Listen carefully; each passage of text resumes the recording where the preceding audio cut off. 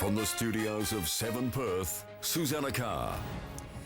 Good evening. A special 7 News investigation has uncovered a speed camera bungle that's seen hundreds of speeding drivers escape fines. One of the drivers who was let off was caught doing almost double the limit. Police say human error is to blame for the embarrassing problem, but they can't guarantee it won't happen again. Rob Scott reports. This fixed speed camera on the Kwinana freeway in Como has been snapping thousands of lead-footed motorists since it was installed in July last year.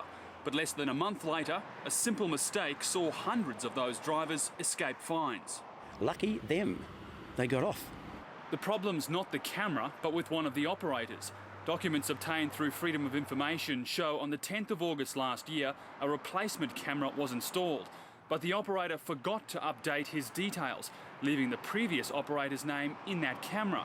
For 3 days, it was photographing speeding motorists under the wrong name.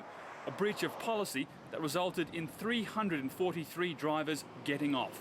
It doesn't change the fact these people were speeding and hooning, because they still were. Of the more than 300 motorists snapped, police had to withdraw 130 infringements they'd already issued, and 211 fines that were still being processed were cancelled.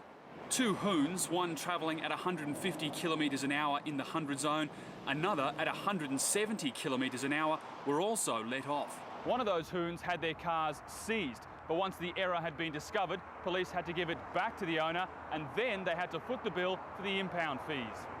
Police admit some motorists may have already paid their fines. They're now entitled to a refund and removal of any demerit points they've accrued.